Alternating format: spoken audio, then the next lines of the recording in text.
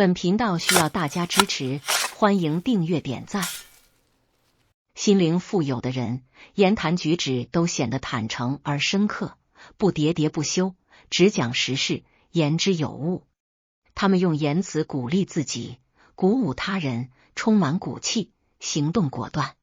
相反，心灵贫乏的人却倾向于吹牛，滥用空洞的言辞来掩饰自身的空虚。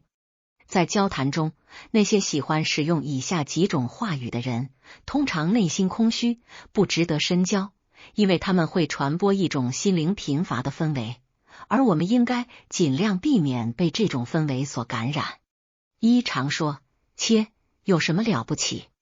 这类人会经常贬低他人，以突出自己的优越感。无论你提到任何名人或成功人士，他们都会不服气，试图找出这些人的瑕疵，以言语伤害他人。然而，真正成功的人是谦逊的，他们会承认自己的不足，谦虚的努力提高自己。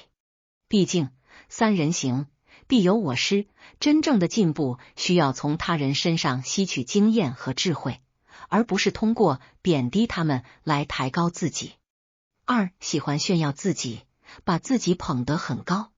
这些人可能在实际生活中并不富有，甚至生活拮据，但在交谈时，他们会极力夸大自己的经历和成就。他们会自吹自擂，声称自己去过很多地方，认识了很多名人，甚至试图让人相信自己与大老板等有关系。这种自我炫耀的行为背后，常常隐藏着嫉妒之心，他们未曾真正尝试改进自己，而只是假装成功。在朋友圈中，他们倾向于展示虚假的高贵生活，但实际上，他们并没有努力去追求自己的目标。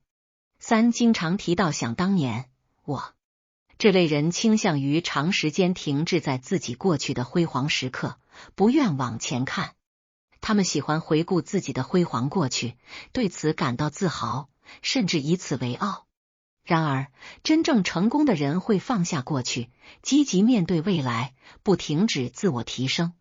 陷入过去只会妨碍自己的成长，让他们感到局限。倾向于推卸责任，将错误归咎于他人。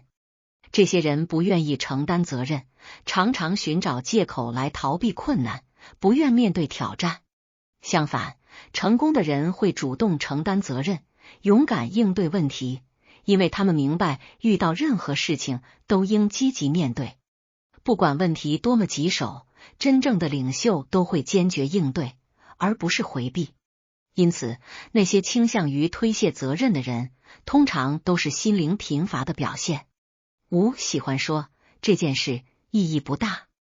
这些人在面对机会或他人的帮助时，总是倾向于轻视或拒绝。他们看不到事情的价值，因此常常放弃，使自己陷入停滞。